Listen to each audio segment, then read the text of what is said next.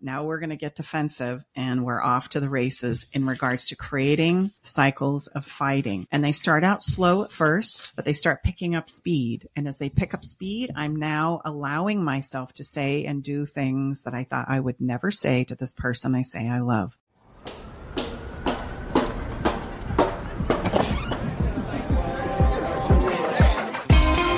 Hi, thank you for coming.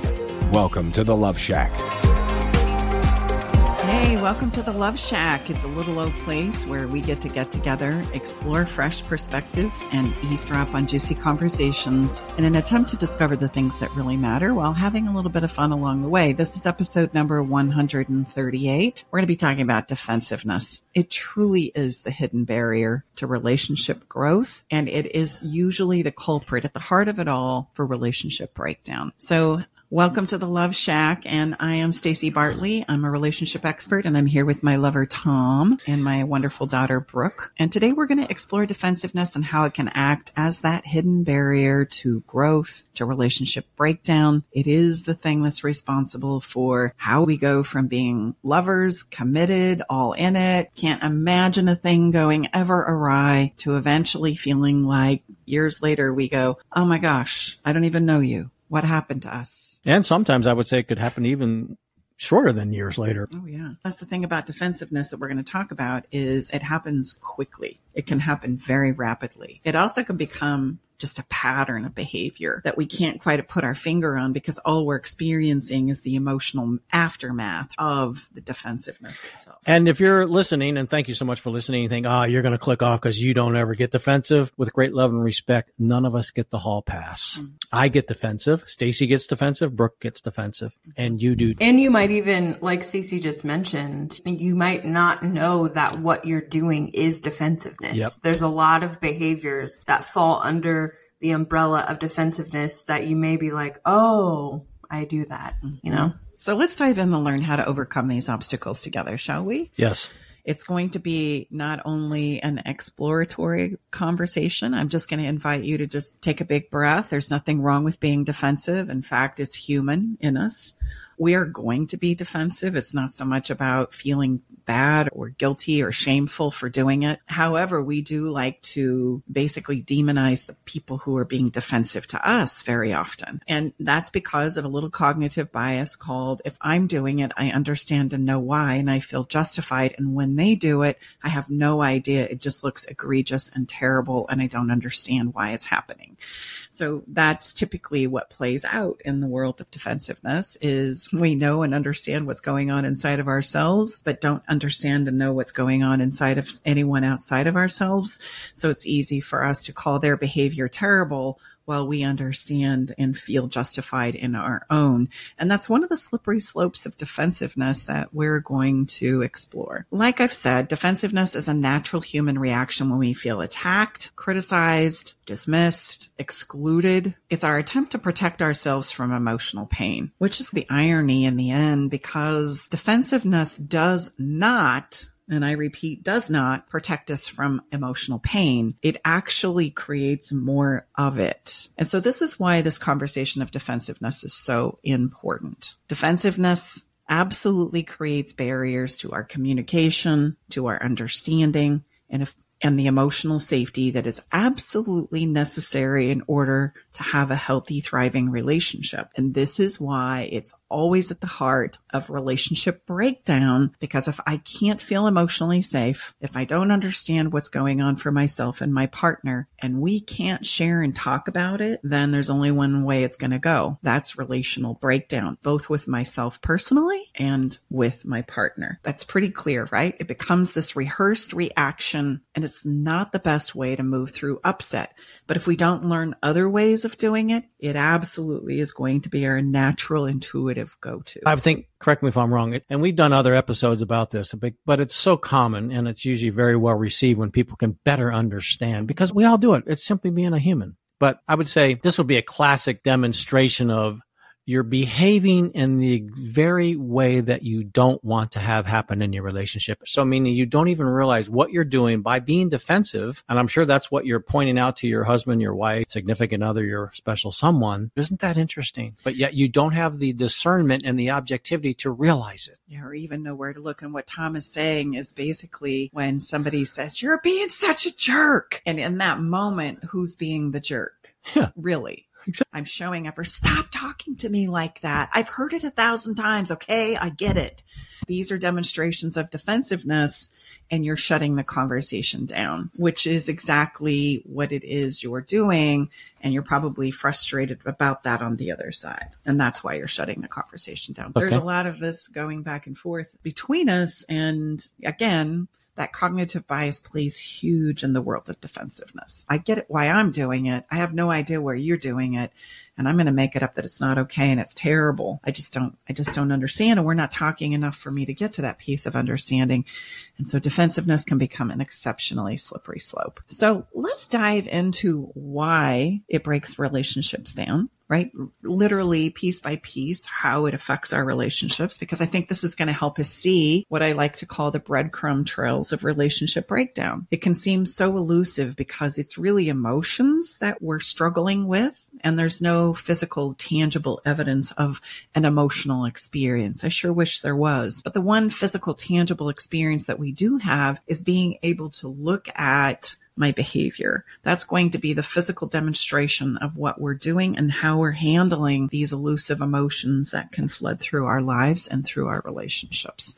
So the first thing that's going to happen if you're struggling in defensiveness is it's going to shut down the communication big time. And this is because when we're defensive, we're less likely to listen to our partner's perspective and more likely to focus on defending ourselves. So again, the cognitive bias is huge here.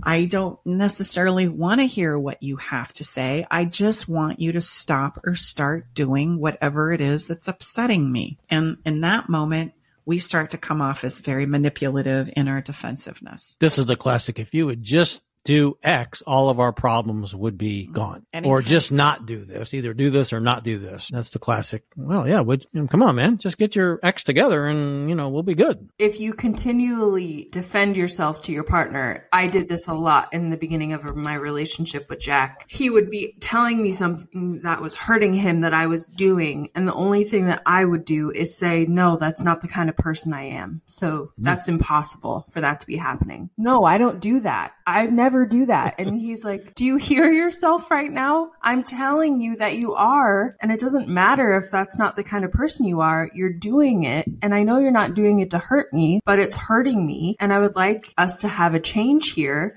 But you're not allowing that conversation to happen because all you're doing is telling me that, no, you're a good person. That's not the conversation we're having. Great example. Hey, great and example. I just want to say this, just because you're defensive does not mean you're not a good person, right? It means you're a person that has emotions. And I like to say, welcome to the human party. We all do, and we're all going to find ourselves being defensive. So it's not a matter of not doing it. And highlighting that you're not that type of a person doesn't mean you're not ever defensive. At the core, my intention is to not do those things or to hurt you, but I'm human.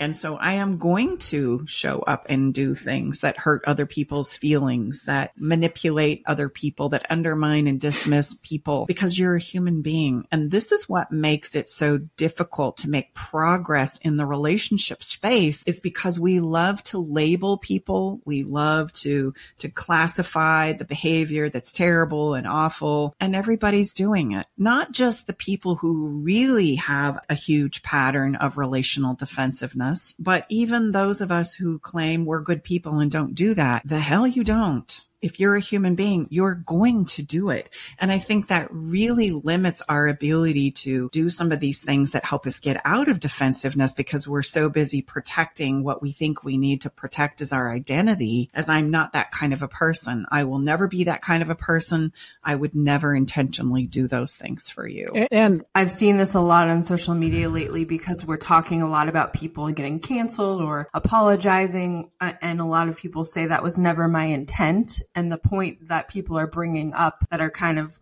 wanting to hold these people accountable is in situations where you're apologizing to someone, your intent really doesn't matter. It's because those things still hurt the person. So if you say it wasn't my intent to hurt you, you're totally dismissing the other person's feelings, because we're not talking about you right now. We're talking about the fact that your partner was hurt by your actions. So you don't need to remind them you didn't mean to do it or that it wasn't your intent. You just need to say, I understand the result of it was that you did get hurt. Oh, okay, your intent wasn't to hurt them, but the result of it was that they did get hurt. So you have to let that go, because using my intent is a form of defensiveness. You're defending yourself by saying that. Great point. I think here's the thing. I mean, we're all human. So to become more actualized and to grow as a human being, and my understanding, I heard Alex Hormozy, he was talking about just his own growth and what he's asked of himself to become a better leader in things. It's not that you're not going to do things as a human. We talk about the benchmark we use as body work. We're helping people change their behavior, because that's when we demonstrate that we've learned a new way, that we've mastered the lesson. We can study for as long as a day is long, but until we demonstrate the behavior change. So my point here is when we feel ourselves getting defensive rather than acting out on that impulse, and we all have it because we're human, then we have to behave in a new way because we've studied and practiced to take, and Stacey, I'm sure, has some of those things for us in this episode. And then we're going to demonstrate that we've become more masterful in managing this very human emotion and response that all of us have. So I think that was when he says, it's not that we're not going to do these various things. And I'm not going to do it. Well, I am, because I'm human, but I'm going to then learn and check myself and ask more of myself to go above what it would be a human response or emotion. That was masterfully shared by him. I said, God, that makes a lot of sense. It's not that that doesn't happen. We're all human. I'm going to look at another pretty woman, even though I love my wife. Okay? Well, because I'm human and I love beautiful women. I love how they look, but doesn't mean I want to go have an affair with them. And Stacey has shared, there's been times where she said, you're looking at that. Yes, I am, but I love you. And she might say, please share with me now that you mean a lot to me. And I will. I'm not going to say I'll never do that again. That's ridiculous. At least this for me. Let's break this down into an experience I'm sure all of our listeners have had. Okay. While you're driving a car, have you ever cut somebody off? Absolutely. Unintentionally. Like you're looking at your phone. Yeah, you didn't know they were there. The coffee lid flies off, or you're just in your own world thinking about the bills you got to pay, the kids you got to pick up, the work you have to do, or maybe the fight that you just had with your partner and you inadvertently aren't paying attention and you cut somebody off. And isn't it ironic when we have somebody, right, come up along the side of us and flip us off as though they never do it, when we know if we're all on the road, it's only a matter of time because of our humanness, we're going to cut somebody off. And could we give somebody some grace for that and remember that I do it? And behavior is like this.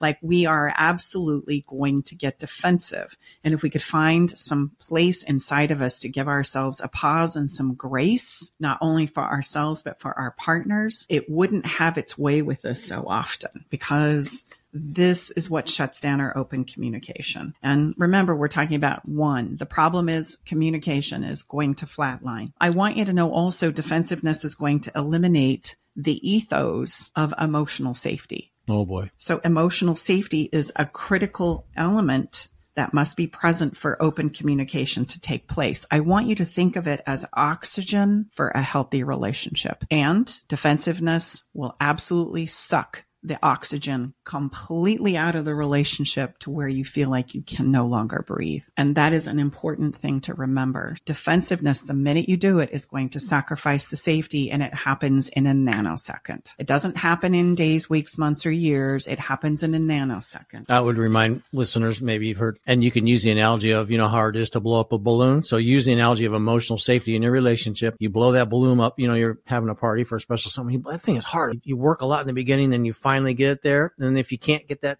dang thing tied correctly, it's always incredibly, it's kind of like I can't button a shirt. Sometimes I have to have Stacey help me. Let's say you think you have it tied, but you don't do it. And then what happens?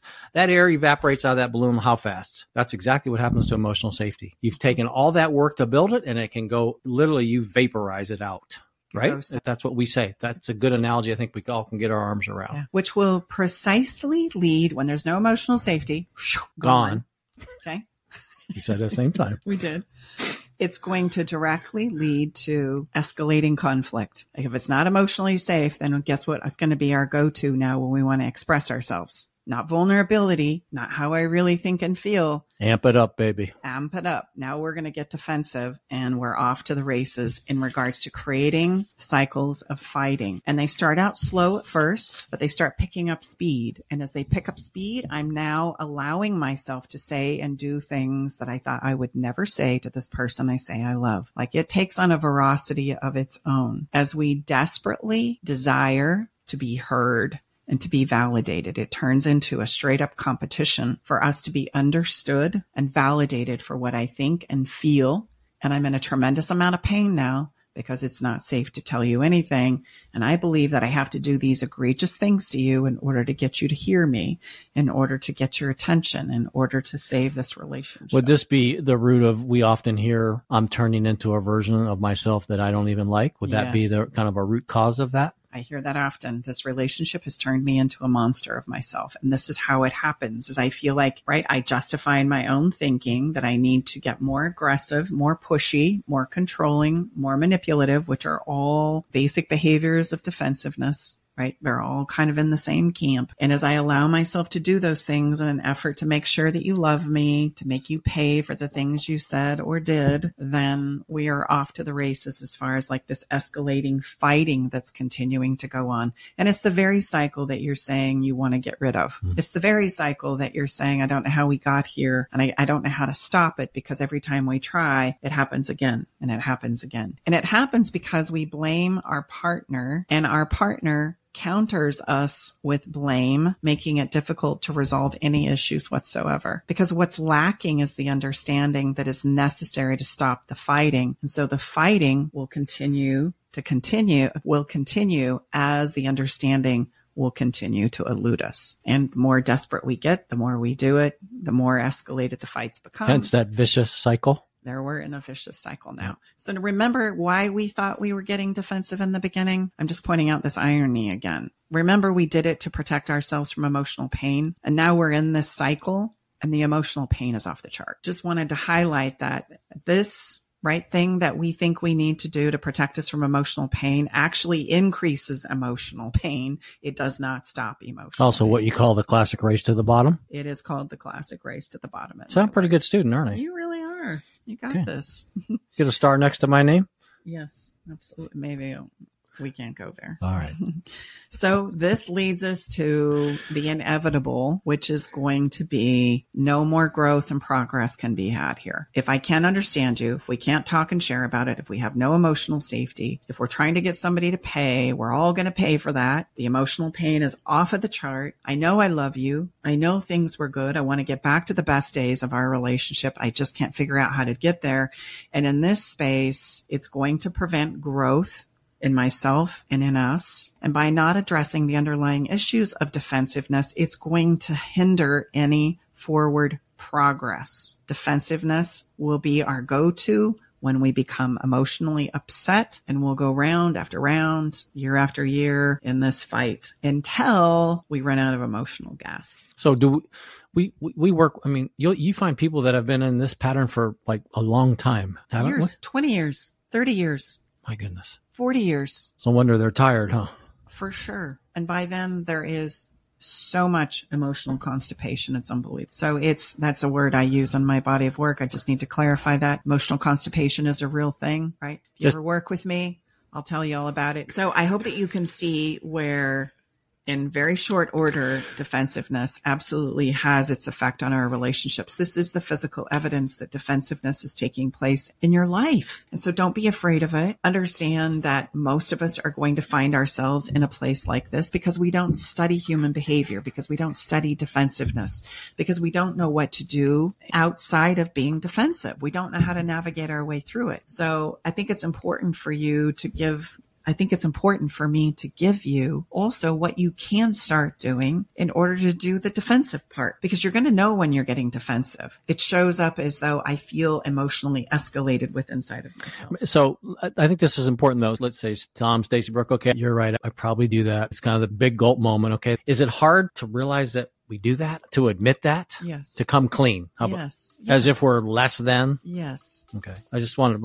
we all are there. It's okay. Mm-hmm. Stay with us. We'll be right back. Navigating the silent, complex moments of separation or your partner's need for space can feel like walking through a maze without a map. If this sounds familiar, know that you are not alone. This journey, filled with uncertainties and introspection, requires a gentle, understanding guide. Hey, I'm Brooke from Love Shack Live. We see you, and more importantly, we get it. That's why we created the Separation Support Bundle, a collection of resources designed to not just guide you through separation, but to offer comfort and clarity during these times. Our separation guide offers insights and support to help make sense of your emotions and the process of separation. And for those moments when words escape you, our guide on 10 texts to send when navigating space provides thoughtful prompts to help communicate with compassion. Plus, a soothing separation meditation to help ease the overwhelming moments. Because sometimes all we need is a starting point, or a way to start feeling okay again. Remember, you don't have to journey through these complexities of separation alone. Our Separation Support Bundle is here to accompany you, guiding you towards healing, understanding, and most importantly, the renewed sense of self. Visit stacybartley.com/bundle today to access your free separation support bundle. At Love Shack Live, we're all about exploring the real stuff that relationships bring, the good and the challenging. So let's tackle this together, because even in the hardest times, there's hope, growth, and yes, even love to be found. Okay. Well, and just know that being self-reflective with inside of myself is some of the most courageous work that I ever do. Well, it's so much easier to look outside of myself and determine who should be doing what and to judge others for what they're doing and not doing. And then I judge myself based on the exterior. That's a much easier place for us to go. But when I have to go, okay, let me just check myself. Do I do this? God, I think I might. We can get defensive about that. Just like Brooke had described in our conversation as we started this piece. Jack I'm not was that kind of a person. Yeah. I don't want to show up like that. This cannot be happening because I swear I judge myself harshly for people who do this and I'm not doing it. It's like I can't admit or own the fact that I am hurting your feelings and I am being a jerk. And I have said some really messed up things in my own defensiveness. And what's interesting about that is I will not get out of this emotional hell I'm living in until I can accept the fact that I did it. And then it's almost like I get handed the emotional key to let myself out, to find this place inside of me that I can do this. It doesn't mean I'm terrible, I'm bad, I'm horrible. I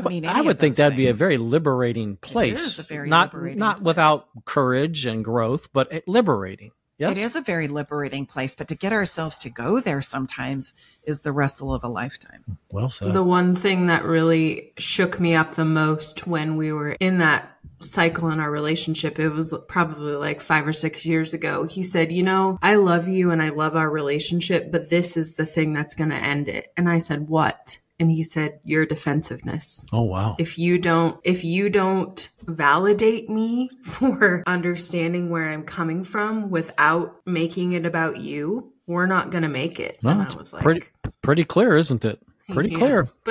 But even still, hearing that, it still took me time to be able to admit that I was wrong, because that was just a big lesson I needed to learn, that I wasn't perfect, obviously, and I wasn't this amazing, like, Mother Teresa partner that I was projecting myself to be. Of course, I was not like verbally abusing him or being mean. I was just doing some things that were selfish, and he was like, could you just acknowledge that maybe what you're doing is a little selfish? That's all I'm asking for. And I was putting up this huge performance of how I'm just this martyr, wonderful woman all the time. And he was like, girlfriend, I think maybe you're not being real with yourself. So in the end, it was a very good lesson, and I like to share it with people because it was the first time that my defensiveness had really been reflected back at me. And obviously that was a very hard thing for me to accept. As it is for all of us. It is, and it's where it all begins, is just the willingness to go, maybe I do that. Let me just take a look at myself. That's where it all begins. Yeah. And that's the first step, which is literally self-awareness. Instead of me getting so hung up on what's happening outside, maybe I should consider some of the things that my partner is telling me I do, and consider things they've said I do that hurts their feelings. And maybe I should just contemplate that for myself and go, do I do that? Maybe I do. Give it a possibility. That's going to be the first step to getting yourself out of defensiveness, and not only out of it, but managing it, because as we've already said, it's going to come up, it's going to flash. And so be willing to recognize when you're feeling defensive and then simply take a step back and pause to understand why. What is it that's going on for you? Can you articulate it? Can you put it into thoughts? Can you put your thoughts, feelings, and emotions into a language that you can then share? Because if you can't do that piece of translation, we're kind of dead in the water. And then if you can't allow your partner to share those things with you, then you're also dead in the water. Just as Jack had said to Brooke, you know what? This is going to be the thing that ends our relationship. And it will, because in a nanosecond, if you invalidate me again and again and again, there's nowhere for this to go but to break down. So that's really important for us to be able to check ourselves. I just want to bring attention to what you just said for anyone that might have missed it because it was subtle. When Mom 2 said, if you don't allow your partner to share their feelings with you, meaning without you getting defensive, that's what she means by that. So it's your partner having the safety and permission to say, hey, this thing you do, it hurts my feelings, or this, whatever, this behavior that you're doing is breaking down our relationship. And for you to listen to that and say, hey, there might be some truth there, rather than immediately defending yourself, because that's what we all want to do. We want to make ourselves feel better and make ourselves say, no, we don't do that. No, that's not happening. But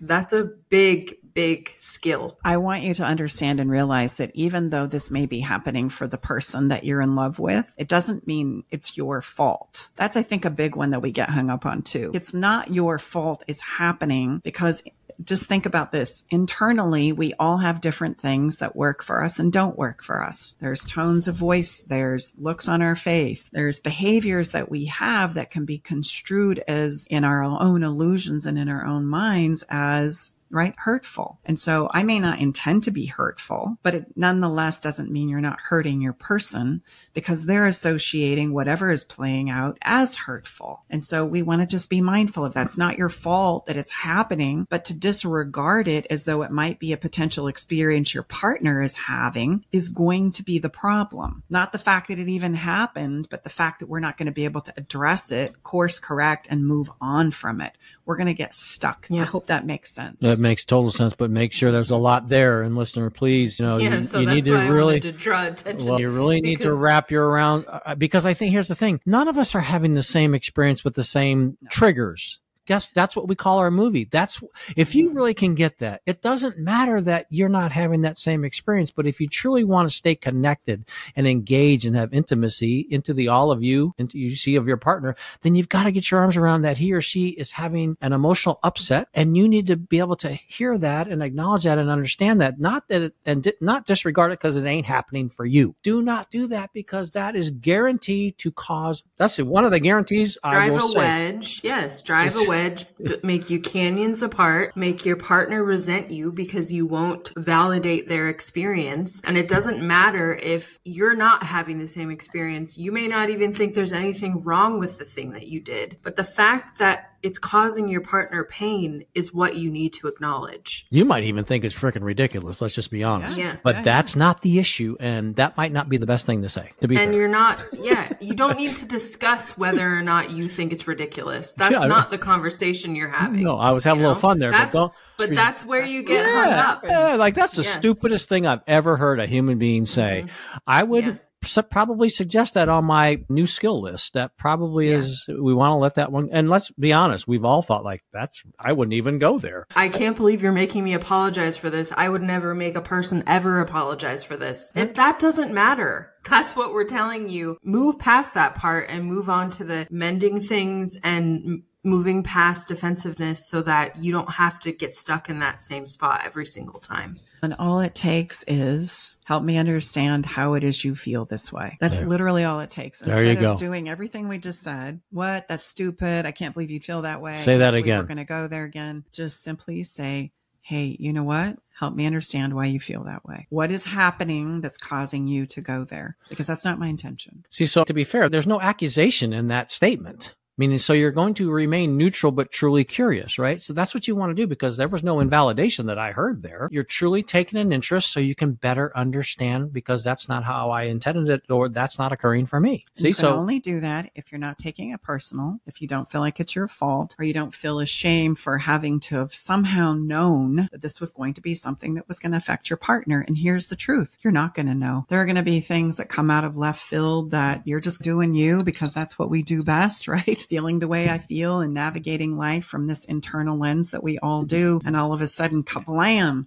your partner's having a meltdown, your partner's struggling, your partner's seeing it differently. And it's in those moments when they come out of left field that we need to be able to go, okay, wait, hold on, not get defensive and blame you for what you're saying, but to go, okay, I got to understand something here that doesn't make any sense to me. It's your emotional experience. It's not my fault that it's happening. It's something that's happening to them, but it's my job as your partner to support you with it and understand it to the very best of my ability. That needs to be your goal. So self-awareness is really important. If I can check myself. Now, this is going to require you to do what I call an emotional push-up. So before we move on to the second one, I want to talk about emotional weightlifting for a moment. It is the crux of being able to manage defensiveness, and it's a huge part of the work that we do in the Better Love Club and with my private clients, because until we can do emotional weightlifting, our communication is going to suffer mightily. You don't need communication tips. What you need is the ability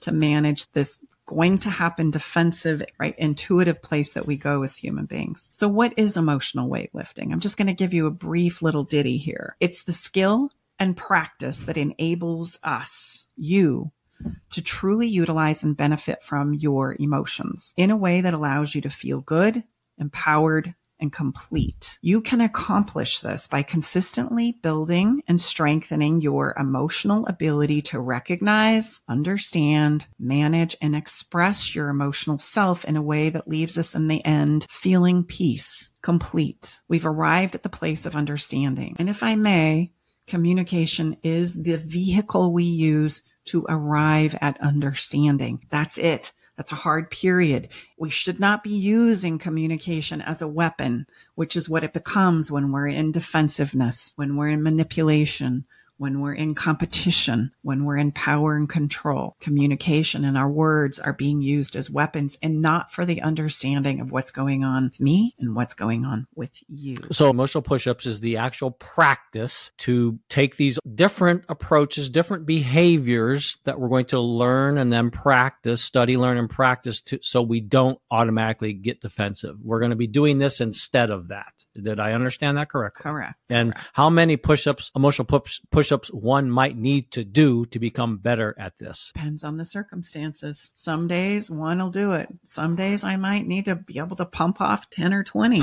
Depends on what we got going on. Okay. I want to be able to have that confidence inside of my ability to understand and know how to do it. Just like we work out to have a strong body and know that if I fall down, I can get up. Okay. I want to know that if we fall down, if we bump into a challenge, if we're going through a difficult time, we have the ability to navigate through it. And we don't have to be afraid anymore of falling down, of going through a challenge or a hiccup. It's the same. So we want to build for these things. Yes. And there's learning and practice that need to be done in order to accomplish that. But awareness is the first step, and awareness of what's going on for you is what you need to bring to the table, both so that you can set it down long enough to listen to your person, and also so that you can let yourself out of emotional jail or defensiveness by understanding that, oh, wow, maybe I can look and see if I'm doing that too. It's okay. It doesn't mean anything about who I am. It just means it's something I do as a human being, and it's okay to look at that. So that takes us to the second one, which is active listening. Listening is hard. Listening is out of the positions that we can be in when it comes to communication, sharing, and listening. Listening is the most challenging place, and I'd better know how to do an emotional push-up or it's not going to go well, because what happens when I'm listening to you is that you're going to inevitably say something or bring something up that's going to fire me off emotionally. And now I'm not listening anymore. I'm thinking about my comeback. I'm thinking about how egregious this is. I can't even listen to this. I can't believe you're even going there. I can't believe you'd say that. And the minute I start going there in my thinking, I'm not listening anymore. So we don't have any hopes of understanding or arriving at that place of understanding. I'm probably going to overtalk, cut you off, roll my eyes, get exasperated, walk out of the room when these things happen, and then just realize listening is not happening. And if listening isn't present, there's no way we're going to get to the understanding we so desperately need. And so guess what happens? Everybody's trying to talk over the other person. And then we fight. It escalates, and now we're fighting. Now we're not mindful of even what's going on. We're just acting out the emotions that we're feeling until we say something horrible or egregious, and somebody walks away, shuts it down, gets completely hurt. Right. And then we have to recover from that. So the emotional push-up would be what in that specific situation then? Being able to have the ability to work on the listening instead of the reacting when whatever is being said is coming out of their mouth. Okay. Let me give you an example of this. If Tom were to come to me and say, I'm finding you to be very verbally abusive. Ouch, dang, right? That's initially what I'm going to go, oh gosh, that's not a person I want to be. That's not the partner I want to be. Really? If I'm going to be defensive, I'm going to go, that's just a bunch of crap. I don't do that. Sorry. And you know what? Let me show you where you're verbally abusive too, because I want you to know you do it too. And there are times I felt just exactly like this. And I'm going to snap out my evidence sheet and go, remember Christmas, such and such a day and such a time, you were verbally abusive to me. You call that your big old bag of truth that you whip around? Okay. Yeah. Remember the other day when we were out with some friends, you were verbally abusive right there too. And so what's happening? I'm shutting the conversation down. I'm attacking. I'm defending. I haven't been reflective as to whether maybe I do verbally abuse you sometimes. I don't know. Maybe I should take a look at that, right? If you're feeling like that's what I'm doing, what's my alternative? Defensive is going to be my natural go-to. But what have I accomplished there? Do I have understanding? No. Are we able to have a conversation about it? No.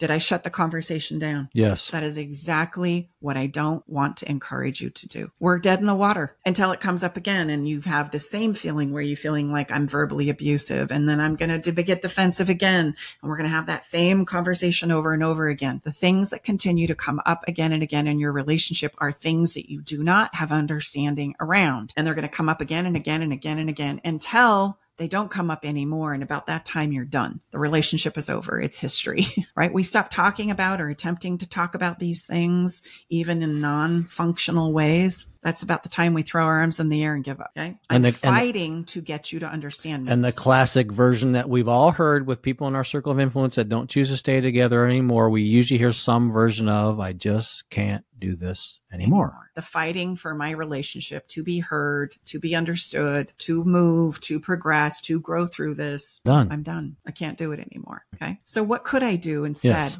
Based on what we're highlighting here. And this would be representation of what we call emotional push. Emotional weightlifting. And better, we like to get people's arms around visualizing. Just think of yourself doing a push-up. If you're in the physical space, this would be the emotional version of that. And people seem to be able to understand that. It's just a way of getting your mind around something that's not physical. Well, and I am pushing against something. I'm pushing against or resisting the urge to react. It's hurtful to hear my person say that. So I am really having to do an emotional push-up. I've got to hold that emotion or resist the temptation to talk over you, to pull out the evidence, to get down and dirty, to defend myself. And instead, I'm going to have to, in my emotional place of strength, say, help me understand how I'm being verbally abusive. Because I don't feel like I am. But if you're experiencing me that way, perhaps there's things I need to understand about you. And there could be words that were used. Again, see, we got to separate. I think this is because lots of push-ups have been done. It helps us. Again, it's not that you're in this true spirit of this. It's not that someone is looking to be harmful or they're inferior or superior. It's simply, we all live in we all have our own movie experience. We've talked about this like you're at one movie and someone else, and we all think that all 7.5 billion of us are at the same movie. We're not. We're all having our own individual experience of all that's being fired off externally. And to be fair, we've never lived in a place place in a time in history that we have so much coming at us. There's so much places of emotional trigger that we're all navigating as human beings. So we need to remember that. Oh my gosh, I never looked at it. I didn't realize that. Yeah, we all have the same set of externals can bring up way different responses for all of us as humans. Well, let's continue to play this out. Okay. Hey, you know what? That really hurts my feelings. It's not my intention to be verbally abusive. Help me understand how it is I'm verbally abusive to you. How do I come across this way? I want to understand that because that's the last thing I want to be for you. And you start to say, it's this string of words that you use every time that shuts me down. It puts a pit in my stomach and I can't stand it. I absolutely can't stand it.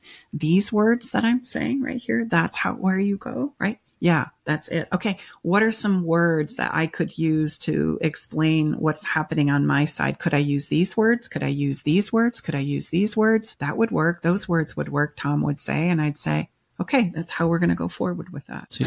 I'm sorry you felt verbally abused.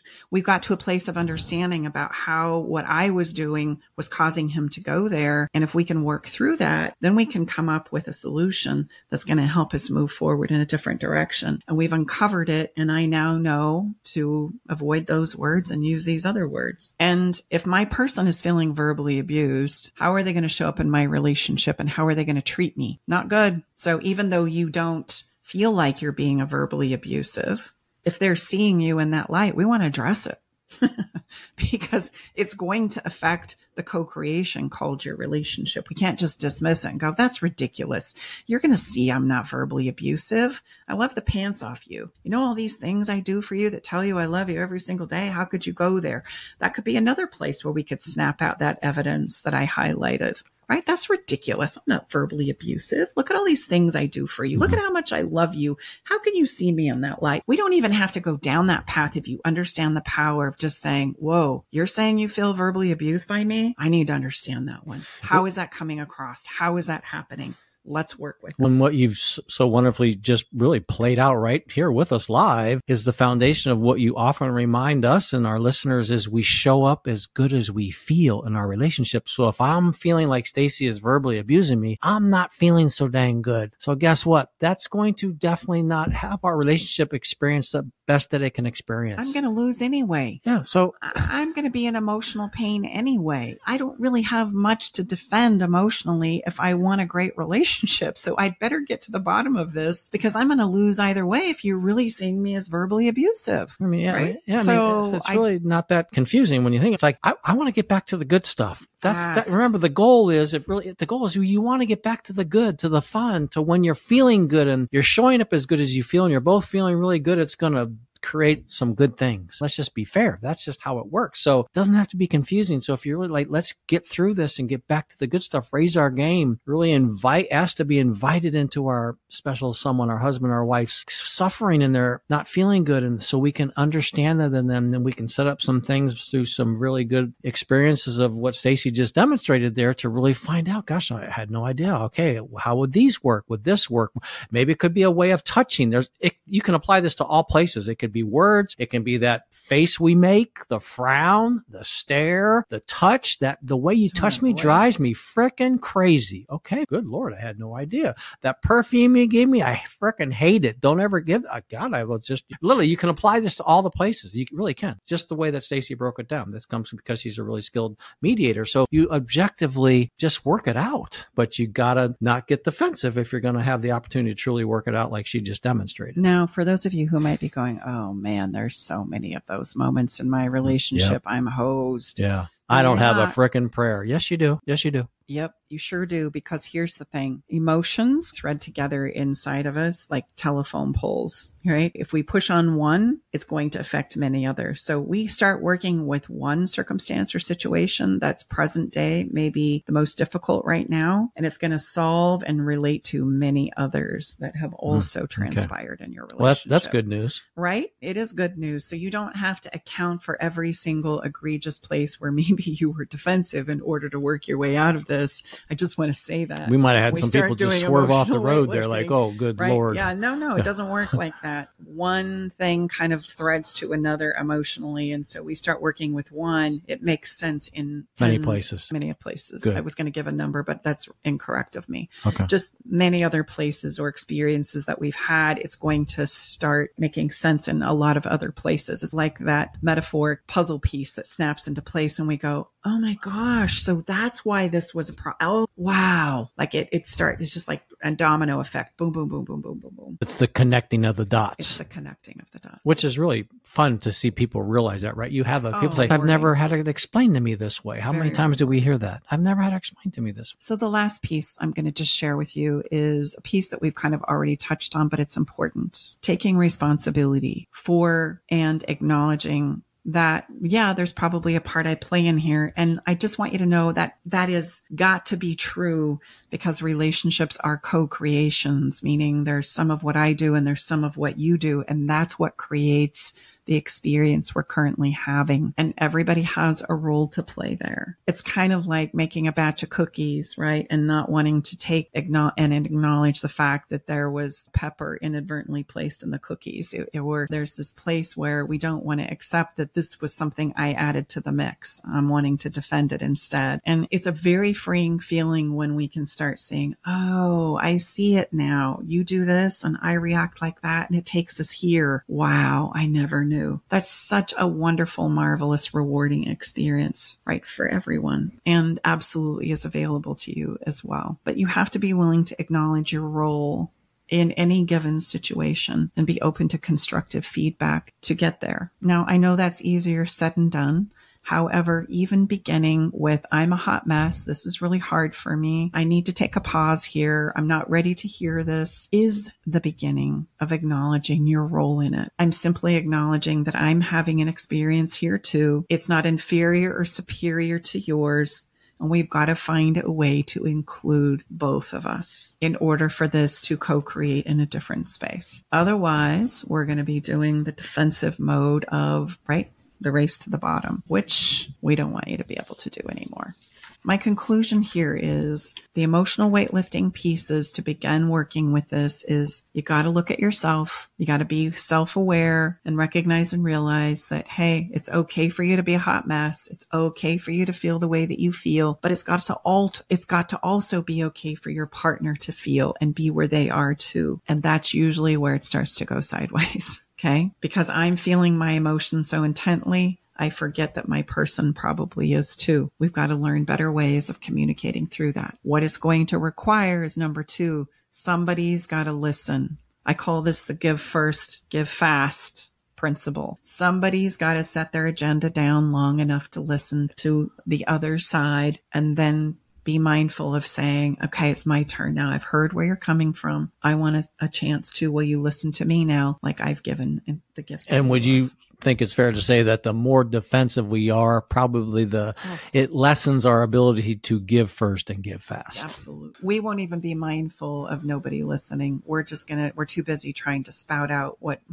my reaction is. We have such a right to be as messed up and hot mess as we are. And the more I feel it, the harder it becomes. And so right out of the gate, when you're working with this, you need to practice a pause, just stepping away, just giving yourself some chance to understand yourself and what's going on. And then we come back to the table and we start there. And truly bringing in more oxygen into your body and system will help slow your brain down, and it really will help. So, I mean, push in the brake pedal, if you will, by slowing things down, taking a pause and breathing, step outside, maybe take a walk around the house. There are some very simple things you can do to slow. You have to slow everything down, and it can feel like an eternity. It really can when you're going through it. And as slow as you think you are when you're emotionally you're not escalated, going slow enough. You're still probably racing pretty fast. That's an emotional push-up, right? There. Slowing it down, getting clear. That's a great practice to do that. And then the taking responsibility part. This is different from self-awareness. Self-awareness is understanding myself, not taking it out on somebody, but being able to allow myself to feel the way I feel. And taking responsibility is recognizing that when I do see or understand something that I might have done that is inadvertently not working for you, that I'm able to own the fact that, okay, I see where you're coming from. I acknowledge that I've done that, or I can acknowledge at least that I see how you might see it, right? And what do we want to do about this now? And then we can co-create a strategy to problem solve us getting better at this together. We're going to work on it together. One of the things that we use in our work is called a lease option contract for love. And this lease option contract helps us have this conversation because we're driving for what we have uncovered that really works for you, or what you really have as an emotional need in our relationship. And we can talk about how am I doing with meeting it? Are there places I could do better? Are there things that I need to switch up and do differently? And we get to have that conversation going both ways. And it really helps us work through a lot of the defensiveness that we're going to naturally step into otherwise if we don't have the intent and have a focus and a goal of what it is we're driving for to do these emotional push-ups from a place of practice. And so that's a really critical framework that we have in our work to help us start practicing these things we call emotional weightlifting.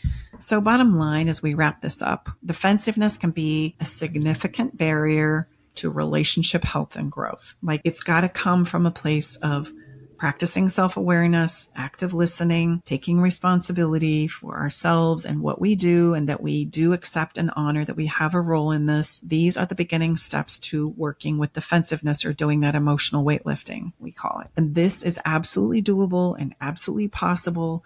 And again, I just want to remind you, you don't have to go through every single moment you were defensive or your partner was defensive. It's more about getting to the heart of what matters most, which is the emotional understanding of what it is that's working and not working. It's really not even about what's happened, right? The physical action of what's happened, whether that's you're dressing the kids incorrectly, you're not cleaning the toilet correctly, you're not saying things that I need you to say, you're not hearing me, you're not validating me. These are behaviors, right? What we know are not working, but what's the emotional driver under it? Those are the things that we want to start understanding and having conversations about, because that's what's running the show. I hope that makes sense. And to help you get started and to take a next step, if this conversation is making sense to you, I want to invite you right now to begin your emotional weightlifting journey with me by getting a copy of my worksheet outlining the defensive behaviors that break down our relationships, and also the behavior that helps you break through defensiveness. It's one of the many worksheets that I share in my Better Love Club community, and you can get yourself a copy today by clicking the link that's in the show notes below this recording or video, wherever you might be consuming this content. I invite you to do so. It's going to help set you on the right path to get you out of this very elusive,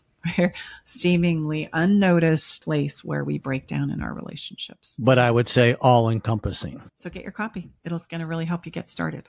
And if by chance you're in a place where you know you need more help and support than just a worksheet right now, for heaven's sakes, jump into the Better Love Club, schedule a clarity call, schedule a session with me. This is what we do. A lot of our work with couples is helping them understand how to get better at emotional weightlifting. And we'd love to support you with that too. So I think it's time for a little fun. I do too.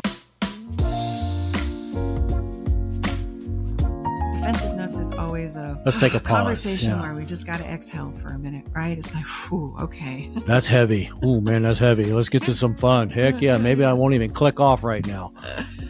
Yeah, don't do that, because in spite of us maybe wrestling with defensiveness, or maybe there was some moments through our conversation today, you're like, oh, dang it, I'm defensive right now. Yeah, maybe you even felt defensive while we were talking about it, right? That could be happening. This is big stuff for us to kind of confront and look at. And I just want you to know it's absolutely doable. It's what we need to do to get better at this thing we call love, right? It is what is required of us. It's an efforted journey, but it's a worthy journey that pays huge benefits for doing so. It's worth it. That's all I'm going to say there. Today, I want to step you into your imagination. Imagination is something that we often detach from, especially as an adult. So I've got 3 suggestions for you today to step into your imagination. The first one is, it's really simple. All I got to do is pull out a piece of paper and a pen. It doesn't even have to be a colored marker like I'm holding up if you're listening to this in the podcast. But I love colored markers, and you can just sit down with a piece of paper and just start moving the pen. Just however it is you want to move it, draw it around, just kind of take your brain offline and just doodle. Just doodle. Doodle. When's the last time you've doodled? Move it around. A while. Do something. And then it's always interesting to see where it starts to take you. And then it's always fun with doodles to step into your imagination by seeing what you can see in there, or what do you derive as message back to you, perhaps. What does it look like? What does it seem like? What does it feel like? And that's an easy place to step into your imagination once you've doodled with no thought of drawing anything specific, but what's on the page, right? What do you see? Another great way to do or step into your imagination is stargazing. As you're looking at the sky in the dark on your blanket, look up and see the stars in the sky and notice what you see. Can you start crafting pictures of, animals or people or faces or the myriad of objects that you could potentially see in the sky? They start to make like little images, little objects. And you can also see many of the images that other people have found on the stars by pulling up a stargazing app, so that it can just start to stimulate your imagination. Well, it's called constellations. Constellations. See, surprised you there, didn't I? Yeah, I know. Yeah, kind of a part-time astronomer. Not.